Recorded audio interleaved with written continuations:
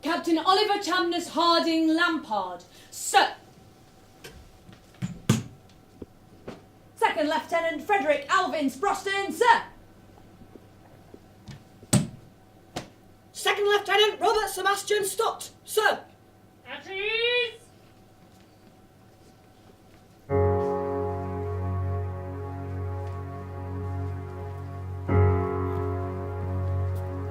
Dear Lucy. Dear Lou, dear old Lou, my dearest Lou, my dear young Lou. My darling Lucy. It is the Sabbath day, and on the Sabbath day I write to my young lady friends. I am sorry I couldn't carry on with ink, but my fountain pen has run dry. Oh, please excuse the writing. It is very rough up here. I am sitting in the cold, making frenzied dips at a frozen ink pot with an icy pen. This is to show I've not forgotten Middlewich and the people thereof. How's things? Have you got mumps yet?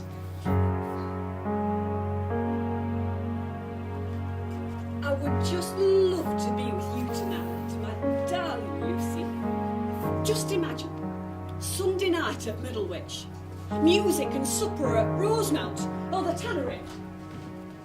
By the by, it is practically certain that I shall be on for Christmas, so you can tell Grandma she must save me a little of the goose.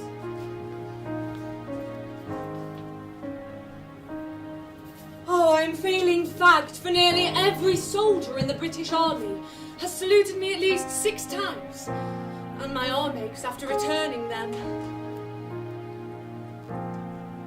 Oh, we are bullied about as if we were dogs by the Sergeant Major. I'm afraid if I met some of them in civvy life, I should forget myself. I have seen the brig, General, and he's signed my papers. And from what they say, it shan't be long before I'm on my way to Blighty.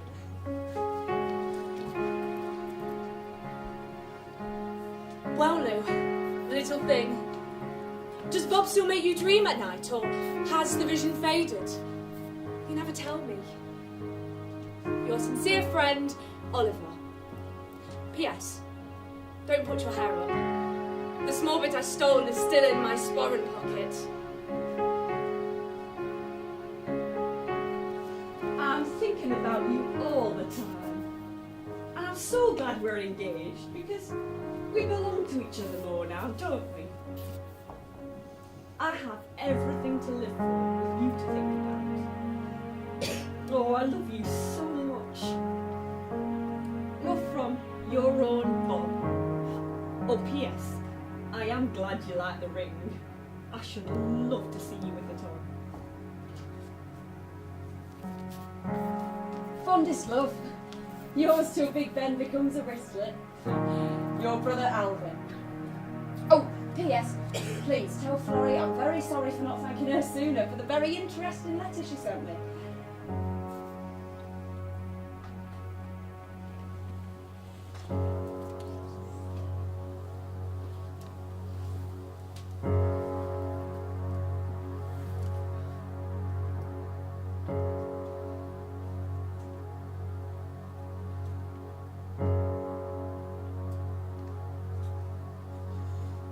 I have just heard the terrible news about Alvin from Gertrude.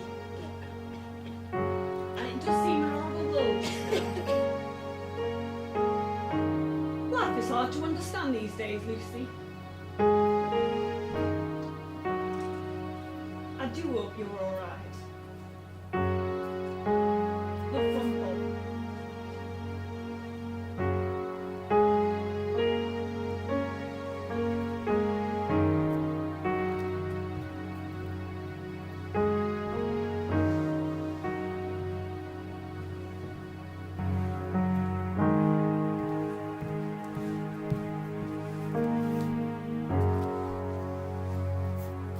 Second Lieutenant Frederick Alvin Sproston of the Tannery Middlewich was killed in action on July 29, 1918.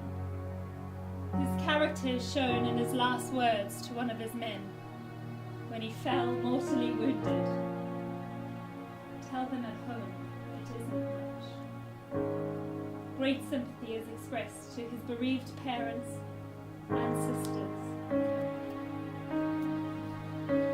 I don't think we should be long now. Oh, wouldn't it be lovely to be home for Christmas? It's a leading topic out here, and if all goes well, I think it's quite possible. Well, Lucy, darling, I must close now, so au revoir. With much love to all. Your loving Bob.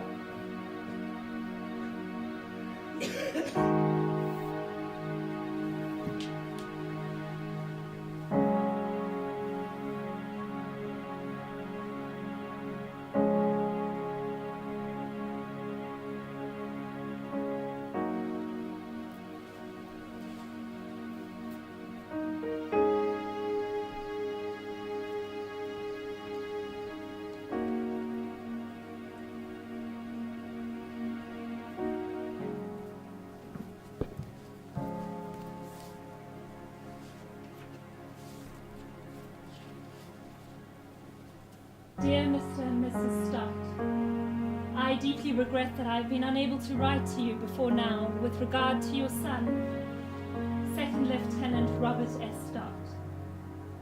He was killed in action a short while before I went away for leave on the 12th of October 1918.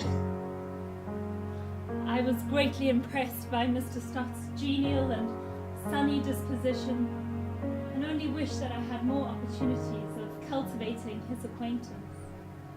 But I saw enough to be won by the charm of his personality. My deepest sympathy goes out to you in the loss you have sustained.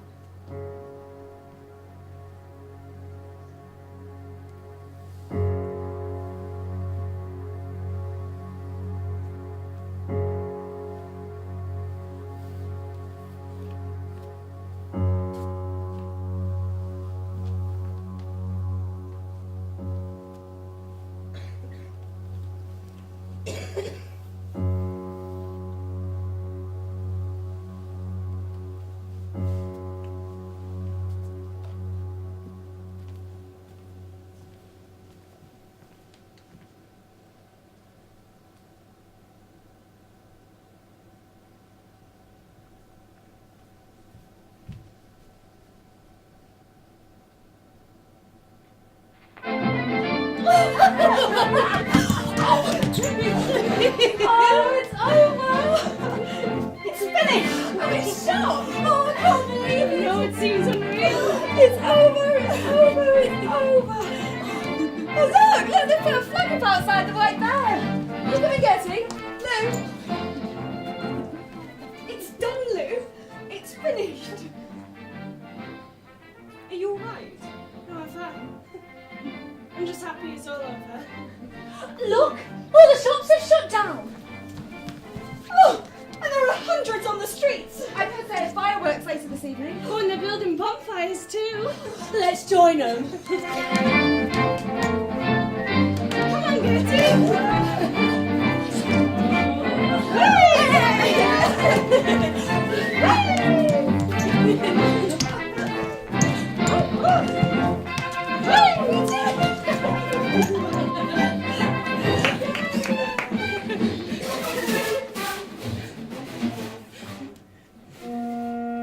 The shelling finished on the dot at 11 o'clock. Not another thing. Sudden stillness and silence. I remember doing a cartwheel and I said to myself, I'm alive. It's all over and I'm alive. The men didn't know what to do next. A silence came over the whole place that you could almost feel. After 4.5 years of war, not a shot was being fired. We wept because the silence was so awful. We'd been used to the guns all day long, all day, every day.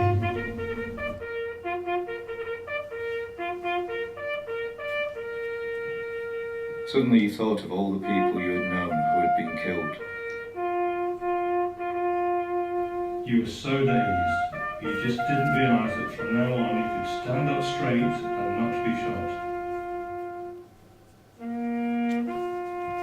It would have made a better story if I could tell you of men cheering, yelling, laughing and weeping with joy, throwing their tin hats in the air, embracing one another, dancing with delight. But they didn't. Nothing happened.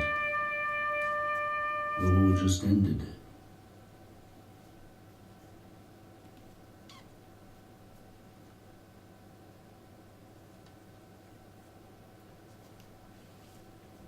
Quite a lot of the time was Gran just wanting to get out of the house and do something.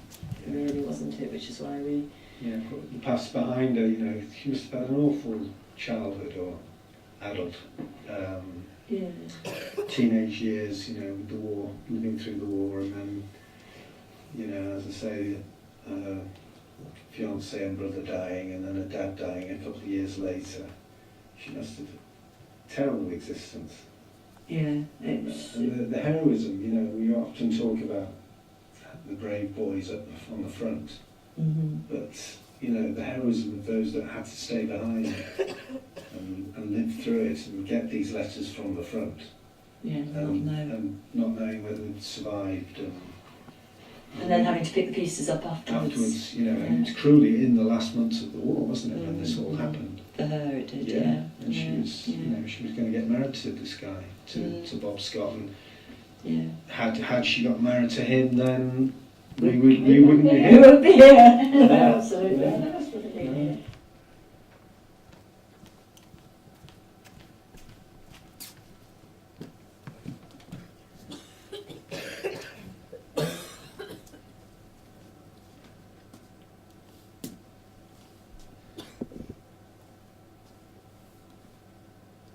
Bob's obituary's in the newspaper. 17th of January 1919. Will Lucy have seen it? I doubt it, Charles. She's been at work all day. It's very good. And lists that he was awarded the Military Cross. Oh, he was a lovely boy. Would have made a good husband for Lucy. It's going to take some time for her to get over this.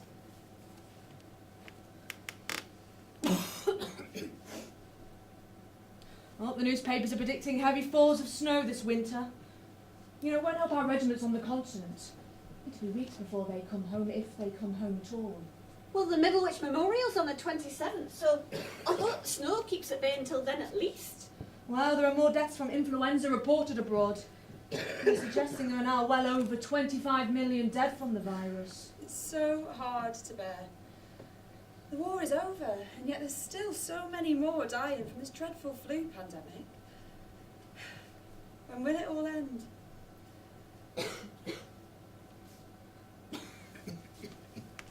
I heard that Oliver is visiting next week. Oh, that'll be a blessing for Lucy. He'll bring good cheer for us all. Oh, and Leonard Hall is returning home to Victoria Villas. He's written to Luke to say he plans to become an accountant. That'll please his mother. He was one of the lucky ones, flying those planes across the channel. You know, hundreds were wiped out. Well, Mrs. Hall will be glad to have him safely home again.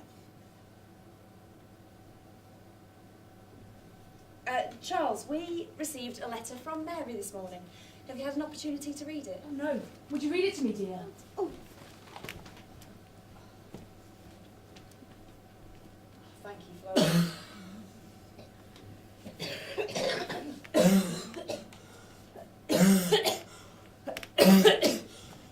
A little further from the fire, dear. Sorry, we need to move the chair. Ooh. The smoke seems to be quite heavy tonight. I do hope the chimney isn't blocked. Well, it was last swept in September, so it shouldn't be blocked unless some poor bird gets itself lodged. Perish the thought. I'm fine. Please read Mary's letter to me. Very well.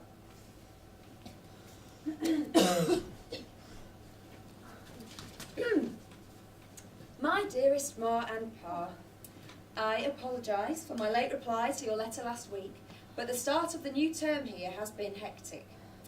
Yesterday, we played a hockey match against Gloucester School of Domestic Science. They won by a goal, 3-2, but it was a fine game. I am going to be singing at our guild social next Thursday. Isn't it exciting?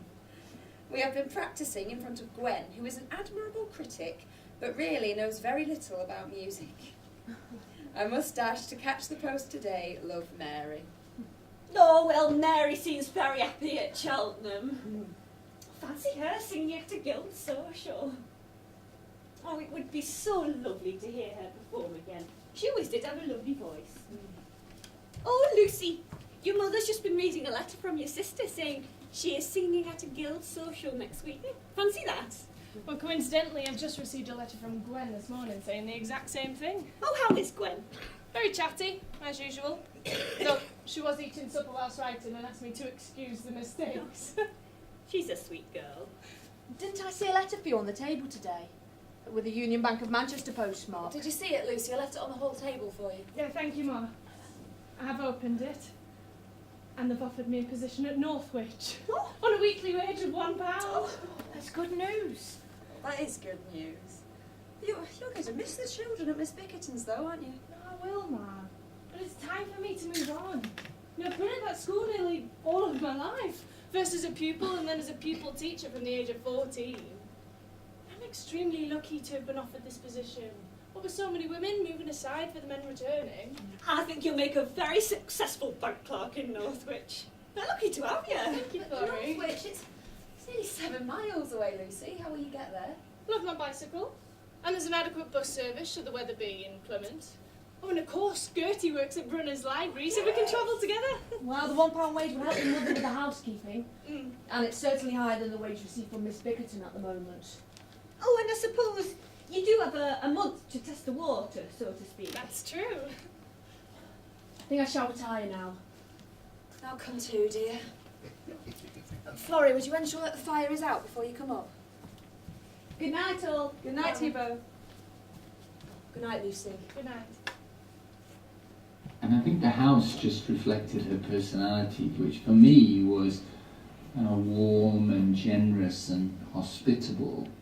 And I just remember, it's a repeated memory of her over the years, spoiling us with club chocolate biscuits from a well-stocked tin, and thereby creating this lifelong failure to resist chocolate biscuits.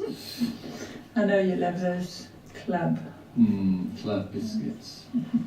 And she drove a white Triumph Herald car, and that became for me a kind of mark of aspiration during my teenage years.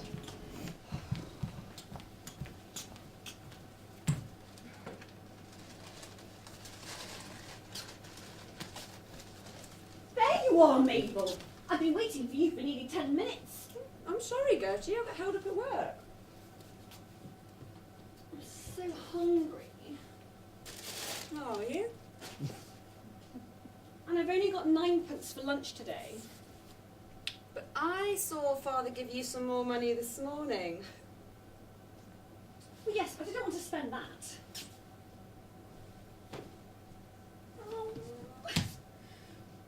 I'm saving up to buy a beautiful pair of shoes I've seen in Dortmund. But they have such delicious scones with homemade jam at Davenport's. They're your favourite. And they've got crust sandwiches and they've got cakes. Oh, that's so unfair of you, Lucy. How much? 1 and 6p. Maybe we could share. No, sorry, got a sandwich from home. Mabel's got it. I'll show you, Gertie. Anything's better than sardines on toast every day. Well, look, we've got sandwiches too, so Lucy and I will sit here and you two can go and enjoy your Davenport luncheon.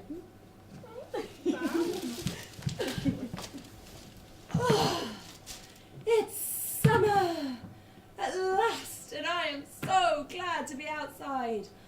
I am Poked away in a smutty room about 6 feet square that never sees the sun and gets in air from a passage. It's 1919. Anyone would think it was the Dark Ages.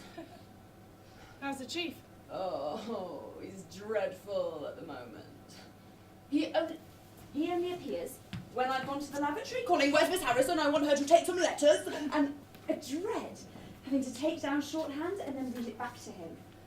I can't understand the hieroglyphics I put down in the first place, so I stumble and I falter or rely on my notebook or have to think back to my memory and make it up. I can just feel myself going crimson and tears of sheer panic rushing to my eyes. Don't berate yourself, Mabel. Look, you've only just finished your course. It will get better. Come on, eat some lunch. Oh. Sorry to grumble, Lucy.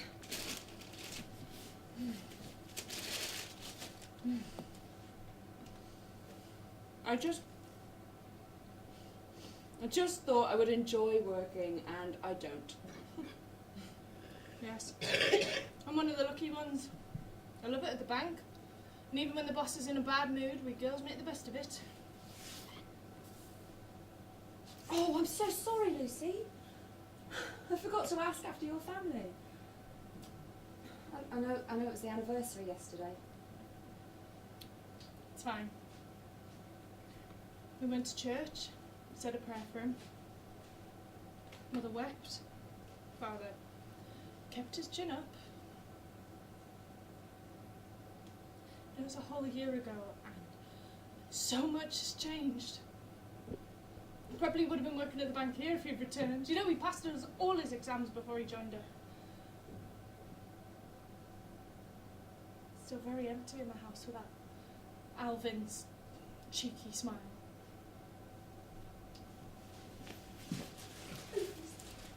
Look, we've got sandwiches and 2 scones. Andy gave us an extra pot of jam at no extra cost. Oh, you were shamelessly flirting with him, Gertie. Me flirting? Never. Oh, would you like some, Lucy? Oh, no, thank you. I'm just going to finish my sandwich. Would you like a scone, Mabel? Yes, please, if you're offering. Can I save it for later? Oh my goodness, is that time? I've only got 5 minutes. Oh, we were thinking of meeting at the White Bear later. We thought some drinks and dancing might cheer us up. Are you 2 game? I'm on about saving for those pair of shoes. Got another pair. Even though the men have been away, there are still bills to pay. But not the shoes, they're not going away. We've got to look after ourselves, Be the ones that can't feed themselves, and everyone else. But it's not all work and no play, 'cause when Saturday comes around, we drink and dance the night away. I'm waking up on Sunday, not looking forward to Monday. We've got work to do, we got work to do. Hope the boss is in a good mood, but it might change by the afternoon, when I just feel like moaning. My girls keep me going, my girls keep me going, my girls keep me going, my girls keep me going, my girls keep me going. There are days we just feel like slaves, but we've got money to save. Sorry? So we have to behave. But if marriage is what we choose, Well, then it's our jobs we have to lose. even if we don't want to. Although we don't get much pay, when Saturday comes around, we drink and dance the night away. I'm waking up on Sunday, not looking forward to Monday. We got work to do, we got work to do. Hope the boss is in a good mood, but it might change by the afternoon, when I just feel like moaning. My girls keep me going.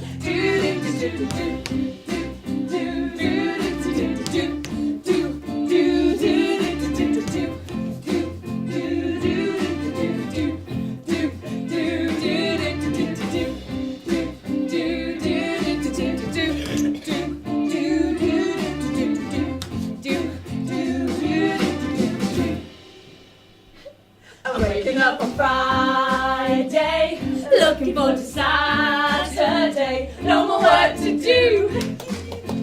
No more work to do. We are all in a good mood and we'll be dancing till the afternoon. When I feel like I'm slowing, my girls keep me going. My girls keep me going, go, go. And my girls keep me going, go, go. And my girls keep me going, go, go. And my girls keep me going, go, go. And my girls keep me going, go, go. And my girls keep me going, go, go. And my girls keep me going, go, go. And my girls keep me going. My girls keep me going. She was always planning activities. Every day was an activity day. Every day we would go somewhere, like golf, pitch and putt, tenpin bowling. Yeah. She was. We couldn't just stay at home and do nothing. Everything had to be an activity and organised, which was great for kids. Yeah. The only downside was at the end of the day, when you were ready to come home, she'd think of somebody to go and visit. Yes, that's true. I'd be in the car. I can remember this, sitting in the car, and she'd go wandering up to the door of this house of this strange person who I'd never met before, and knock on the door, and I'd be sitting in the car praying, please don't be in, please don't be in. And they were in, and we got the nod, and we all had to go and file in and sit in this person's front room who we didn't know who I remember that. I remember exactly the same thing about sitting there willing them not to be in because we wanted to get home.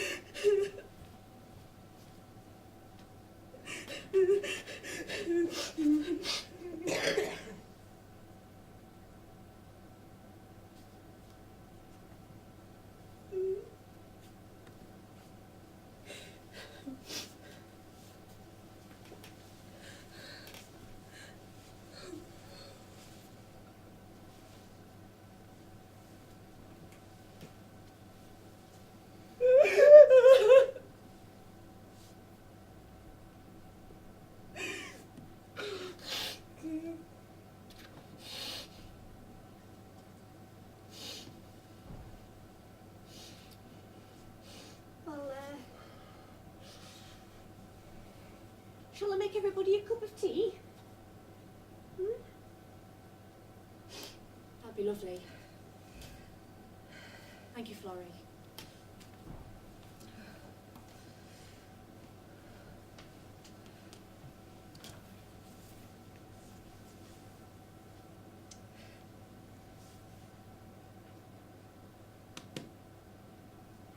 It was a lovely service.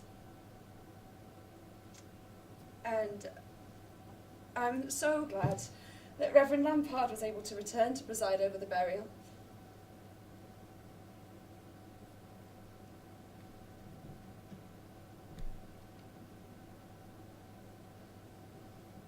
I thought the organist was terrible. I thought Oliver did very well. Well, he did struggle with some of the more complicated passages. He chose some lovely music, Mary, and your father would have been very appreciative.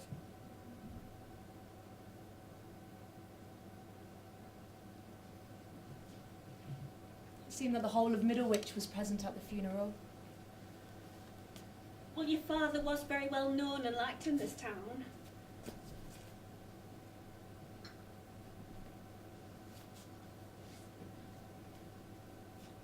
Leonard Hall looked very handsome in his uniform. Didn't you think so, Lou? Didn't really notice. There were so many people there. He certainly had his eyes on you. Is there something you're not telling your sister? Len has taken me out twice, that is all, it's nothing serious.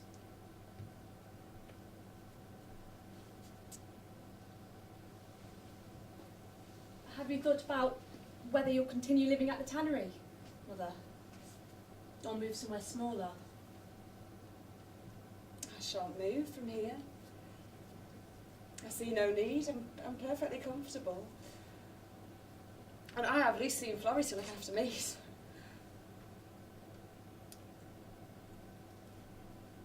I think I'm going to go and have a lie down now. It's been a long day. And I'm very weary. Shall I wake you for supper? Thank you, Florrie.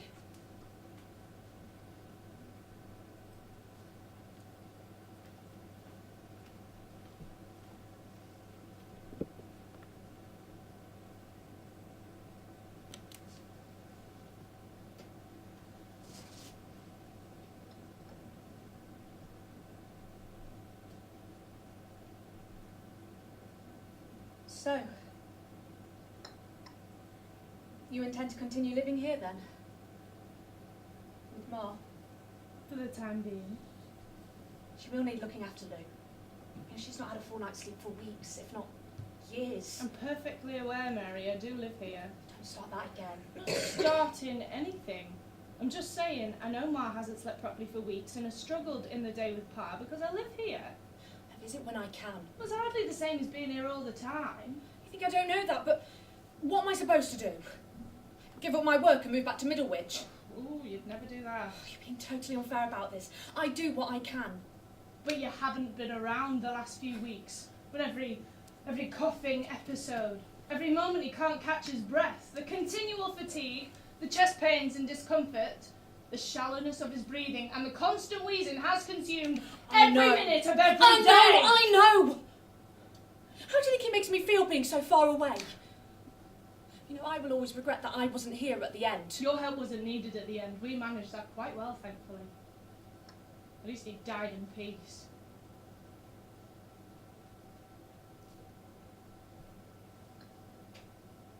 And what now? Well, it's down to me, isn't it? You'll go back to Cheltenham and I'll be left to pick up the pieces. You have Florrie to help. Florrie has her own life. And I know John has asked her to marry him, and so she'll leave. I wasn't aware it was that serious. Well, it's because you're not here! Look, Lou, I know life hasn't turned out the way you planned, and you know, for that, I am truly sorry, but life has to move on. Don't you dare tell me life has to move on, or that there are others going through the same. It is not the same, and I'm moving on, and I don't need your sanctimonious lecture on how I need to live my life. Shh! Girls, your mother is trying to sleep, and your arguing is not helping at all. And today is certainly not the day for it. Think of your poor father. Sorry, Florrie. It's a difficult time for us all.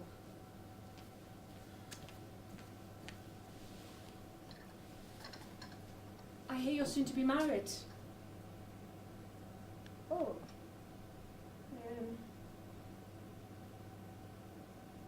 I am, yes. And I was going to tell you. Just not today. That's lovely news. Let me help you clear away.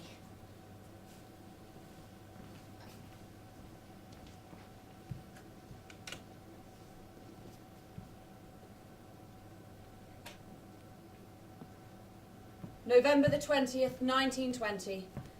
Reverend George Lampard, Wesley Manse. My dear Lucy, it is Saturday night, 9:15, and I am drawing the blinds over another day's and week's work.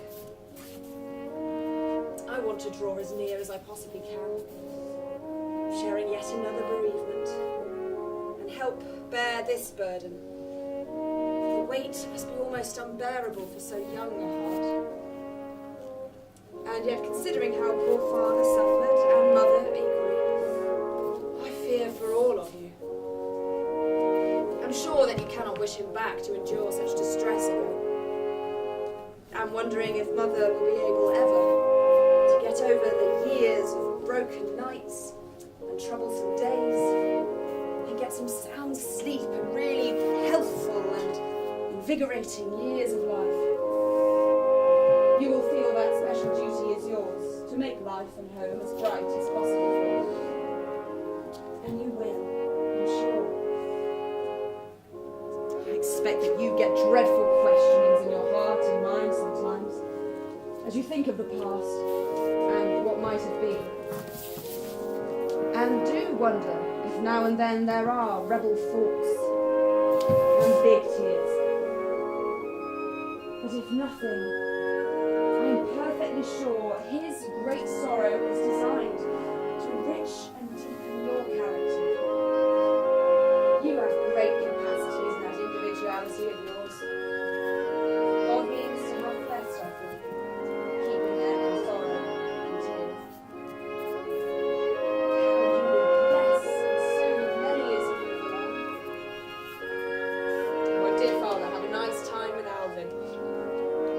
Others over yonder.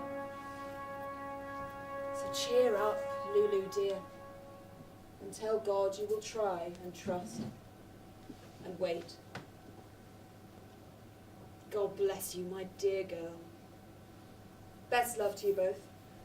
Always yours, very affectionately, G.W. Lampard.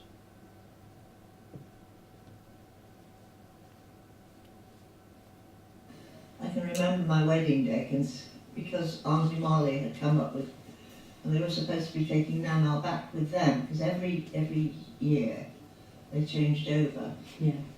And Dad and Pauline had been out to the place where the reception was going to be played, and I was ironing, as you do on your wedding day. I was ironing, and these two were quarrelling in front, and I'll never forget it really, because this was my actual wedding day.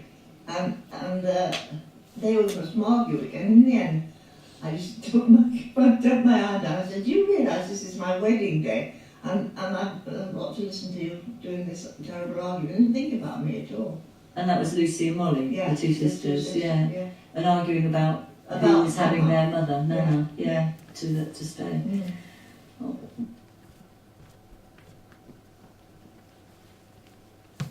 5th of April 1922, Mrs. Charles Frederick Sproston of the Tannery Middlewich invites you to the wedding of her daughter, Elizabeth Mary Sproston, to Leslie Harrison at the Wesleyan Methodist Church on Lewin Street, Middlewich. The ceremony will begin at 1 p.m. and will be followed by the reception in the church hall. How are you feeling, Mary? Nervous? I am, Mabel, yes. I don't think I'd be nervous on my wedding day, whatever that might be. I'm too excited. You need to find that special someone, Gertie, before you go up the aisle. Oh, I'm saving myself. Right, can you all remember what you do at the church? Yes. Lucy walks behind you, and Gertie and I behind her. Then you turn around, pass your bouquet to me, and we go in the pew next to Mark. That's right. Right, what's the time? Nearly 11:30. And the car will be here to take us first at 12:30, and then come back for you. It's only an hour. That's plenty of time. Look, Mary, come here. I'll pop that on for you. Pass it here.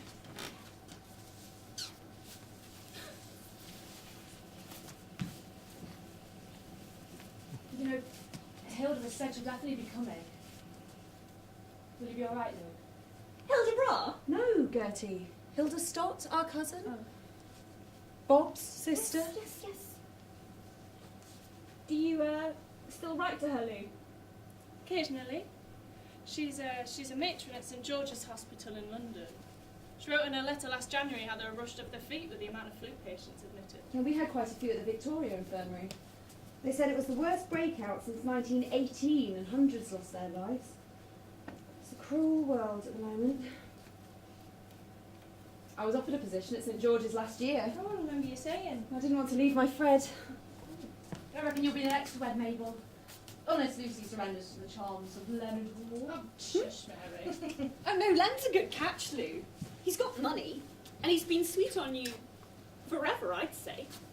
Yes, but I really don't like his mother. Well, you won't have to marry his mother. No, I know. I just don't think I could tolerate her as a mother-in-law. True. You're not very patient, Lou.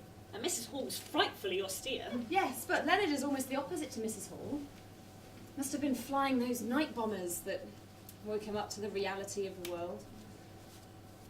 You know, I can't see myself getting married. Not now, maybe, but you will one day.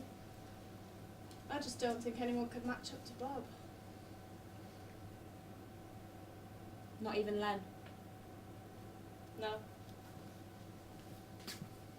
Always the bridesmaid, never the bride. Oh. Oh no, that's me as well, Lou. Old maids together. Right. That feels secure? Mm-hmm. There you go. Thank you. You will be pleased to see Hilda again, though. Are you? Yes, Mary, I will. I think that's the car arriving. Oh my goodness, it's early. Right, has everyone got their flowers? Mary. Yes. And we're ready to escort you to your doom. Don't say that. Take no notice. You look lovely, Mary. We'll see you at the church. Is Uncle John there? Yes, he's downstairs, ready to walk you down the aisle. This is it then. Father and Alvin will be watching over us today.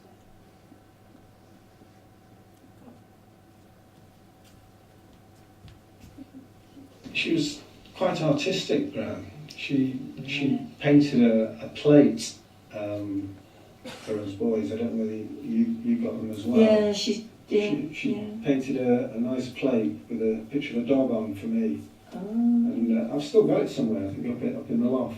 Yeah. She also made a plate with all the Manchester United players for Steve. Did she? She'd cut them out and she'd glazed them onto this plate. Yeah. Now that just shows how modern she was, doesn't Yeah, it? yeah. And the fact that she really wanted to try and connect, I think, with what was going on in today's society, or the day, obviously when we were younger, and possibly that, just helped her in some way, maybe, sort of begin to look forward a bit more, as opposed to perhaps dwelling too much on what had happened in the past, maybe, I don't know. But I know she absolutely loved having grandchildren, and she loved her grandchildren very much, didn't she? Yeah.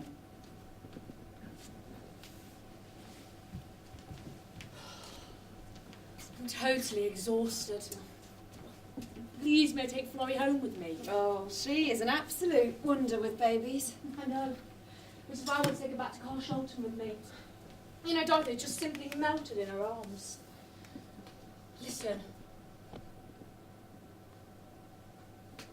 What a sound. It's a great shame Florrie wasn't able to have children of her own. She would have made such a good mother. I'm just happy she found someone she wanted to marry, however late in life.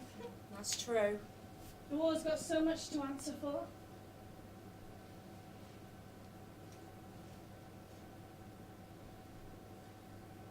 I hear Gertie's courting at last. She is? And Mabel's engaged to Fred Garrett. Yes. And what about you and Len? And I'm sure he's proposed to you more than once. And what business is it of yours if he has? I'm not ready to get married. Oh, why not, for goodness sakes? You know, you're not getting any younger. I'm going to ignore that last remark and find Florrie. You can't keep him hanging on, Lou. You know, he won't wait forever. Stop it now, Mary. But honestly, Ma, Len will grow tired of waiting. And then she'll just be left on the shelf. You can be so insensitive sometimes. It's 1925. Times are changing. Don't interfere.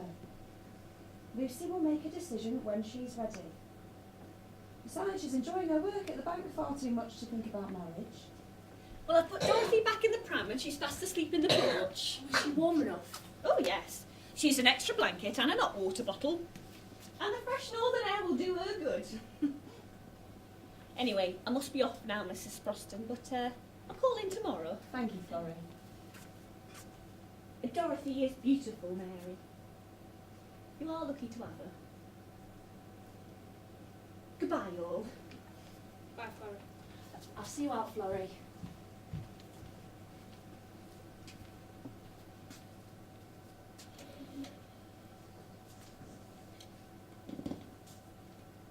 Lucy, dear.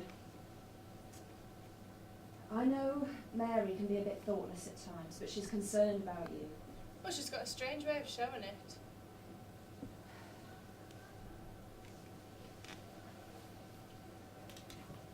Look, I hope this refusal of marriage to Leonard isn't as a result of a duty to care for me. I should hate to think that I was part of that decision. No, Ma, it's certainly not the case. I just don't think I'm ready yet. I know I can't live at the tannery all my life. But if things had been different, I would have been married with children now. You can still have that, Lucy. Think on it.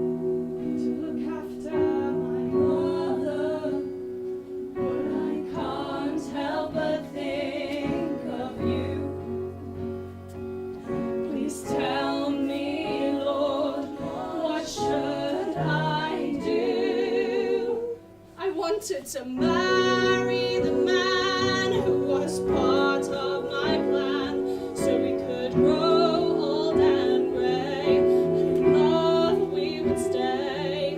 But he never saw me wear the ring that he sent to me.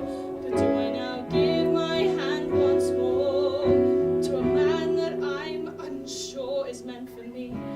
Am I selfish? Am I a fool to throw away this man that could give me it all?